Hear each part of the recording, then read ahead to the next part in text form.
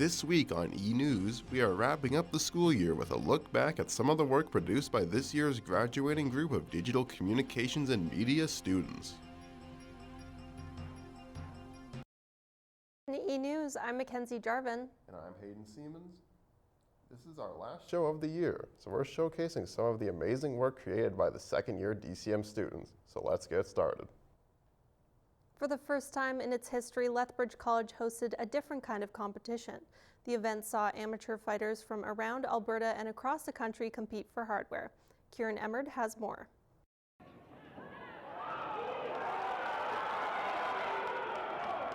While the roar of the audience is something that is normally heard throughout the Val Mariotti Gymnasium, today was different, as this was the first time Lethbridge College would host a mixed martial arts tournament. Mixed martial arts, otherwise known as MMA, is a combat sport that incorporates many techniques from around the world and sees combatants punching, kicking, and grappling their way to the top. Lethbridge College says they started planning for the event months in advance and are happy with the result. I mean, I don't think from our perspective I could have been much more happy. I thought it went really well. I think it was a great turnout in the crowd. Near full. I think they'd be really happy with that. They aren't the only ones who benefit from MMA either. Hayden Brown, who has been fighting since he was 5, says MMA has improved his life greatly and he looks forward to fighting at the college again in the future. It has benefited like my physical health like a lot and like my confidence. Yeah, like everywhere I go, you know, I just feel like way more confident now, like when I walk around, and yeah, like my physical health is like the top, like it's been so good. The college says running the broadcast was a bit of a learning process, but after the first fight, it was much smoother. Well, there's days of planning. We started with many meetings months ago, had many meetings with the organizers, and then internally our own team spends most of this week preparing, discussing how to do these things. And then even by the time it comes to setup day, there's so much going on, things are changing, things we expected aren't there. So it's all the way up until pretty much the doors open when we're still planning it. With the MMA tournament having such a great success, it is likely the college will host more in the future. Kieran Emmerd, eNEWS. According to Tuckett, if the event becomes yearly, it is likely that the college's own digital communications and media students may get the chance to run the event next time around. The Lethbridge College Students Association hosted the One Disc Wonder Disc Golf Tournament on March 25th. The event was open to members of the college and the public. Scott Holman has more.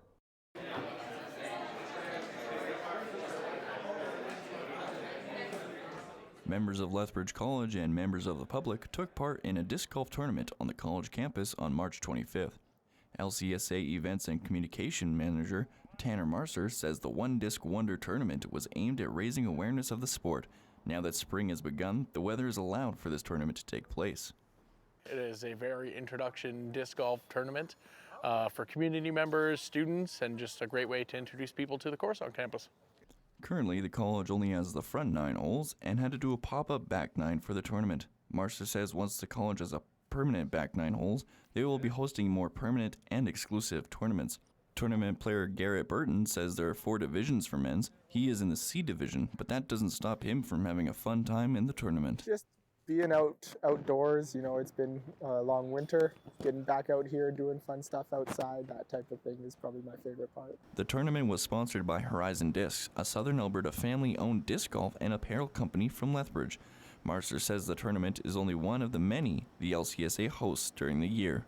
We do a slow pitch tournament, and we do another disc golf tournament, which is for seniors too. So again, a different demographic. Just want to remind people to keep active and do something positive. Marcer says the tournament was a hole-in-one for the LCSA and looks forward to hosting more events for members of the college and for the public. Scott Holman, eNEWS. The LCSA is always looking toward hosting new events to involve members of the college and public. Students at Lethbridge College recently celebrated their last class bash, a biannual event that celebrates the end of the semester. Daniel Ward has more on the story. It's a party that many students look forward to every semester. The last class bash is a way to unwind and celebrate after a stressful exam week. Stefan Joseph is the president of the Students Association and a second-year CIT student who says he can't wait to join the fun. He's not alone. Hundreds of students are expected to attend the bash on Thursday.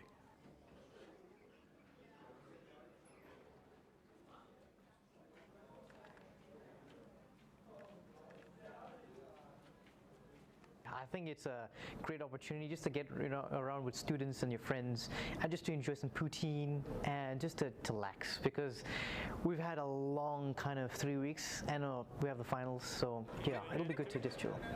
Tanner Marcer helps organize the bash every semester, and he says that the LCSA invests about $1,500 to put on the event, but it's worth it. We run Last Cost Bash in the winter semester and in the fall semester, and each time it costs us around $1,500. The bash will take place in the Cave Thursday, April 13th from 11 a.m. to 2 p.m. and all students are welcome. For eNEWS, I'm Daniel Ward.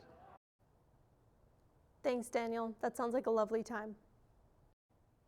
The cartoon dog show, Bluey, has hit the mark with sad 20-somethings instead of its intended demographic. Julia Fletcher has more. Welcome to my top 5 saddest Bluey episodes from the American Disney Plus. Strap into your relaxer chair and let's do this for real life. Coming in at number 5 is Flat Pack. While their parents make a deck swing, Bluey and Bingo take the packaging and play Evolution. As Bingo is old enough, she leaves home, and Bluey pretends to be old and takes her final bow. Number 4, Sleepy Time. This episode follows Bingo through her night's sleep. When Bingo cries in her sleep, her mom comes to comfort her. Chili whispers that she'll always be there for her. Number 3, Copycat. Bluey starts this episode copying everything her dad does. While on a walk, they come across a hurt bird. They take it to the vet, but it dies. This is Bluey's first experience with death that we're aware of. Number 2, Camping. The Healer family go on a camping trip and Bluey makes a new friend, but they don't speak the same language. Her friend leaves without being able to tell her goodbye, and her mom reassures her that sometimes people leave in our lives and we have to be happy that they were in it. Number 1 is Charades. As the girls go to their grandma's house for some fun, Bluey's Nana shows her a music box that her Nana gave her. Later, Nana says that her Nana was the best Nana ever. I'm Julia Fletcher, and that was my top 5 saddest Bluey episodes. Wow, those were sad. Can't wait to watch them. Coming up, Rachel Gelowitz gives students hints on how to take care of their mental health. And Brooke Heggie talks about her experiences coaching a men's team. But first, here's the Kodiak Report with Nicholas Rabel. Welcome to the Kodiak's Report. My name is Nicholas Rabel, and I'm joined today by coach of the men's basketball team, Ryan Heggie. Thanks for having me. Ryan, a great bronze medal win in the ACAC championship this season. After losing the semifinal game, though, how did you get the guys back on the same page and focused for that bronze medal game? Well, with this group, it was pretty easy. I'll be honest with you. After losing a semifinal game that everybody wants to win, you have a decision to make as an organization. How are you going to come out and play tomorrow? And in the past, I've never had a problem getting our teams to play for medals that aren't, gold, because I feel we respect the game. They respect the program. And, we went around the room and there was 2 people out of 20 that had ACAC medals, 2 out of 20. And the other 18 wanted a medal, and so did the 2 that already had them. So we just told them, if you want to respect the game, come out and play hard. You could have an advantage over the other team that may be struggling, and let's just make sure we're not going to struggle. Because you can't leave the dressing room until you make that switch, though. Because you can't, you're going to be disappointed at the hotel because you lost, but mentally, you got to get ready for that game. And I'm so proud of the way. I am. Yeah. I'm so proud of those guys. On a personal note, your daughter Brooke joined you behind the bench. Don't start this me season. about her either. Okay. What was it like having her voice on the team? Oh, if you could have heard her in the dressing room before that next day after the semifinal, you're gonna have to do a lot of cutting here. But she was great because she's been in the league 5 years. She's been through the ups and downs, and she said, she was a big part of saying, let's not disrespect the game tomorrow. Let's come out and play. If we're playing for a medal, let's go win it. If they're keeping score, an old coach friend of mine from Raymond used to say, if you're keeping score, let's go win the game, right? And it was special to have her with us this year, and she made an impact for sure. Congrats. Not just that day, but throughout the year. When she decided to speak, the guys were ready to listen because she never talked every day. She wanted to learn the game and learn how to coach at the men's level. And so when she did decide to speak, the guys were real ready to listen to her. So it was special. Well, congrats again on bronze, Ryan. Thank you. That's all the time we have today. Thank you for joining us. As Nicholas Rabel just reported in his interview with Ryan Heggie, the men's basketball team is full of people who stand out from the competition. And the team has one thing that almost no other the ACAC does. Nicholas Rabel is back with more on the Heggie Connection. Brooke Heggie has always been obsessed with basketball. Growing up, she idolized players like Sue Bird, who carved out a path for other women in sport to follow in her footsteps. Heggie played in the ACAC with Olds and Lethbridge, but midway through her career, she tore her ACL. Not once, but twice. It was a mental battle. It was just like, realize you can't really take your sport for granted because I played through pain for a long time. Despite the chronic pain, Heggie finished her playing career. She considered quitting, but knew she couldn't live without the game. That is when she turned to coaching. After I graduated, like this past summer that we just had, I was kind of lost. I was like, what am I gonna do? I always knew I wanted to get into coaching. That's like always been my end goal, but I just didn't think there was the opportunity for that yet in my life, especially not at this level. Kodiak's guard Chris Schlawitz says Heggie is a crucial part of the team.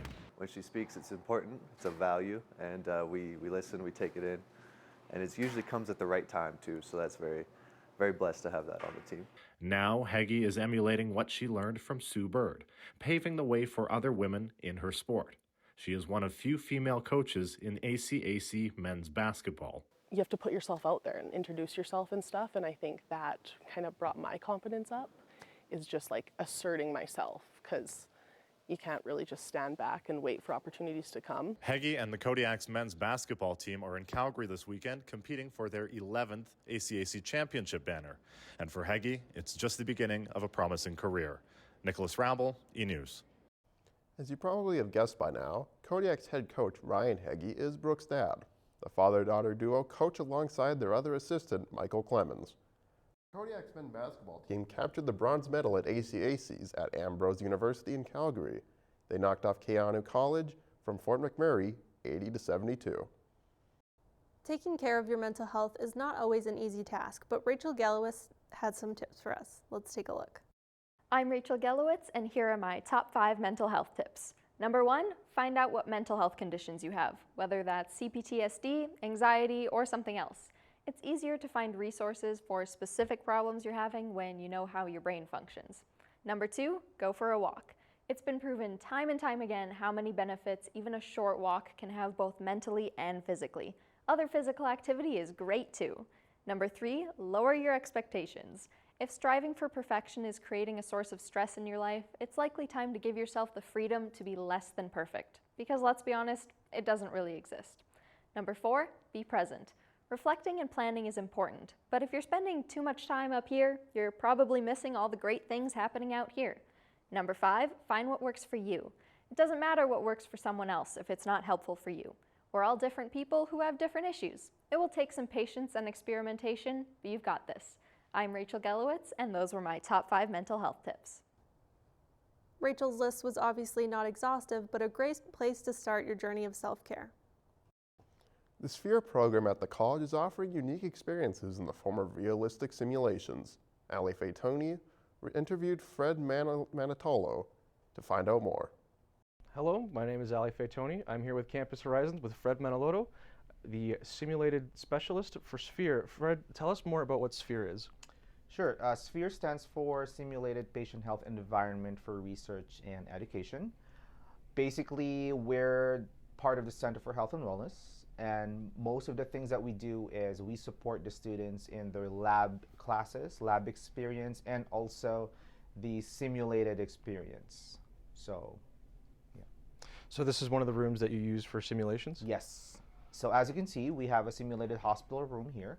This room can actually transform anywhere between hospital room to a demented residence room to an ER, because we cater to different programs under the Center for Health and Wellness. So we can do simulations anywhere from urgent care cases to dementia to pediatrics within this room. So what kind of opportunities does Sphere offer to students? We offer a whole spectrum of experiences. We have, like I said, we are supporting lab classes, which is part of their curriculum. And at the same time, we have a student crew opportunity, which we allow anyone in the college to join us to be our volunteers. And the core of it all is like we try to engage with, we want to get as much engagement from the students as possible. So it's not just nursing students that are allowed Absolutely, nope.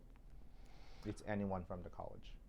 Okay, all right. Well, thank you, Fred, for explaining to us a little bit about Sphere. Thank you for letting us in your simulated hospital here. It's just as cozy as a real hospital. No, thank you, and I appreciate you.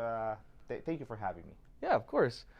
All right, that's everything. For eNEWS, I've been Ali Faitoni. We'll see you next time.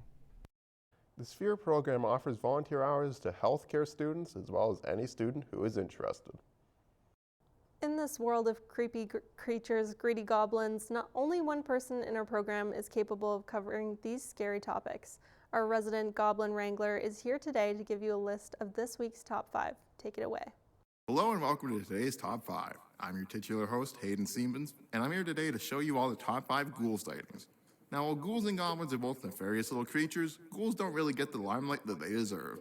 That's why number 5 for today is Fancy Ghoul. This ghoul is a dapper little fella who just wants to impress the ladies. Call me charmed. Number 4 is Purple Ghoul. Now, while ghouls and other creepy creatures come in many different shades of evil, purple is the evilest, so this ghoul deserves a spot. Number 3 for today is Tokyo Ghoul. Now, this isn't a real ghoul like the others, but an anime about a guy who turns into ghouls. I don't know, I don't watch anime. Number 2 for today is Fallout Ghoul. Now, these aren't real ghouls, but instead humans who have suffered major radiation damage. Oof. Glad I have some smooth skin. And finally, number 1 for today is the Ghoulblin. The worst of two worlds come together in this combination of ghoul and goblin that will make even the bravest squeal. That's all the ghouls I have for today. I'm Hayden Siemens. Thank you for watching. Thanks, Hayden. Those are some of the creepiest creatures I've ever seen, especially that anime one. Speaking of anime, the anime Chainsaw Man was released in October last year and has been popular amongst the younger audiences ever since. Nariv Bellarmino will talk about the most followed hashtags from Chainsaw Man's lead characters on Instagram. Hello! In today's hashtag video, we're going to see which of the Chainsaw Man leading characters has the most trending hashtag on Instagram. Starting off at number 5 is Power with 135,000 posts in her hashtag. I still think this adorable blood devil deserves to be at the top. The 4th trending Chainsaw Man character is Pochita, the Chainsaw Devil himself, which has earned over 190,000 posts on Instagram. Next in the 3rd place is our main protagonist Denji, with the hashtag gaining over 461,000 posts. On the 2nd place is the main antagonist and control devil Makima. Red Flag who? Instagram has over 513,000 posts using the hashtag Makima. As the saying goes, if she doesn't exist, the flags don't either. Earning the number 1 and top spot is Hayakawa Aki, which has 588,000 posts on Instagram and so far has the highest digits among the rest of the Chainsaw Man leading characters. That ends today's hashtag video. Bye. Chainsaw Man has 12 episodes currently, and fans can't wait for news about its next installment. A group of DCM students made a continuation of the Turbo Assassin series. This short film is fully directed, written, and produced by Lethbridge College students. Let's take a look. Well, in the trail of bodies you left behind, there were 2 very special people amongst the corpses.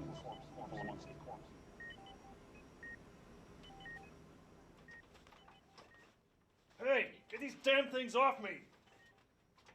What's going on in here? I need to get out of here. Get me out of these damn things.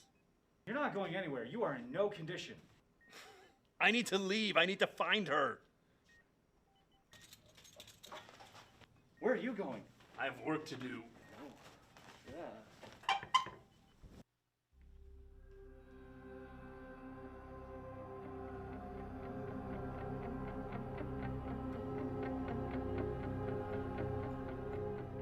Glitch, Reaver, what the hell happened to you two? Glitch here, he got into crypto. I mostly import anime these days. Risky, given how restricted it is, but I need weapons. What about the swords? I got something for you. Damn, looks like she got you pretty good. Hey, why do you guys hate each other anyway? That husk of a woman killed my wife and daughter by blowing up a hot dog stand, not because she was killing a diplomat or finishing a contract. No, no, no. The universe is far more twisted than that. She did it because she didn't like the hot dogs. She thought they were bad. Damn, bitch is crazy.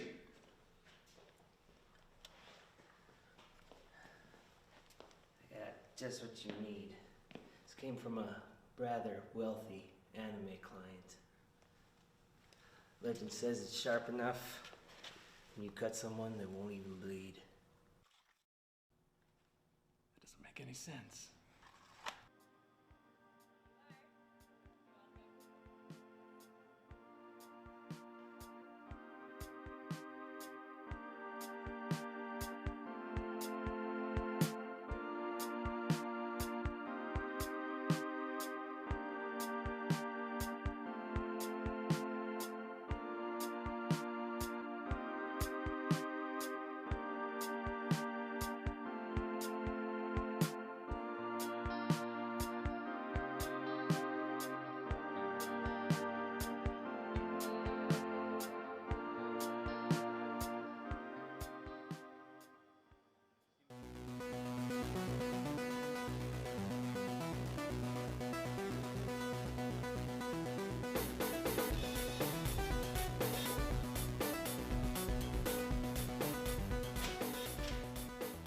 You. Really? On my day off? This has to end. Agreed. But not here. Right? No collateral damage doesn't seem like a you thing to say. I love this place. Meet me at the warehouse on 5th and 23rd. I'll kill you there.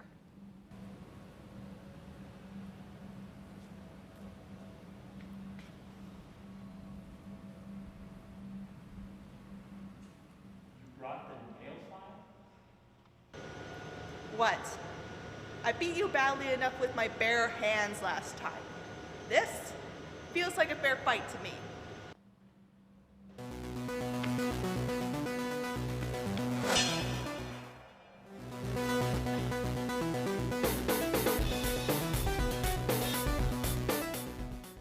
Wait, what? Well, it seems you have stabbed each other.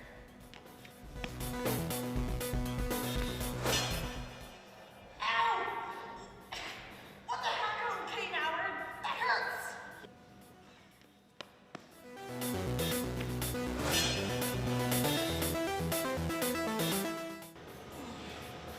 Why did you do it? Shut up, Kane Hour. What happens now? We die.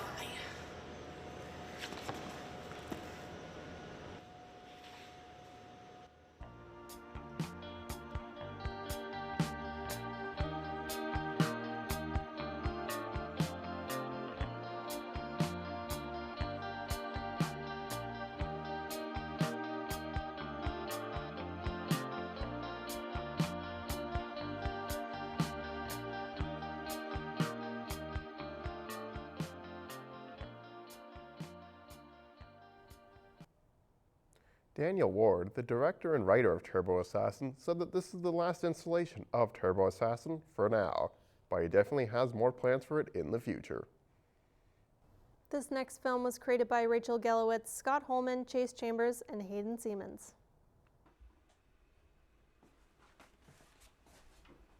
Have you got everything you need? Can I get you anything? Why am I here? I didn't do anything wrong. I'm not saying anything until my lawyer's here. You're smart. Where we are, it's a little tough to get a lawyer. Where are we? Let's just get started, shall we? Oh my god, am I dead? It's not for you to see. I'm dead, aren't I? You're in limbo. So we'll take a look back here on this monitor to see how we got to be here. But first I must ask, do you think you're a good person? Of course I'm a good person. Everyone likes me. We'll see about that. March 3rd, 2009. You tripped Randall Bergam on his way to class. So what? That was funny as hell. You think that's funny? He was in the year-end play of Shrek, and he missed that role because of that stunt you played. How can there be a live-action Shrek with no Shrek? November 17th, 2015. You cheated on a test by switching names with another person in your class. You got the 86% and they ended up with your 7%. How do you get 7% on a test? It's multiple choice. I'm actually impressed. I had to. I would have gotten grounded if I had a bad grade again. You cost that kid his chance at university. I didn't think that would happen. He lost out on his dream job. How does that make you feel? Shitty. You think you can just treat people like a jerk? You can do whatever you want because it makes you cool? I've never heard anyone say that they didn't like me. My friends like me. Let's find out. You seen Fremont? Haven't heard from him in a while. Who cares? That guy is an asshole. He's mean for no reason at all, and he thinks that's hilarious. True. Guy's a jerk. Yeah. This is how you die. This is how we got here today.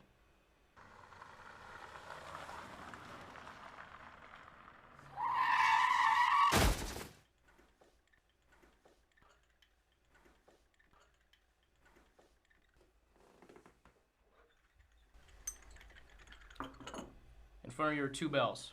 The bell on your left will make you pass on to the afterlife. The bell on your right will let you go back to that moment with all you know right now. The choice is yours.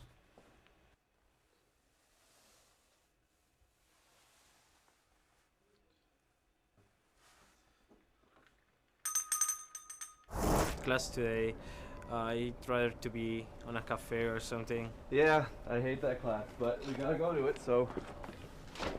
Thanks, Freeman.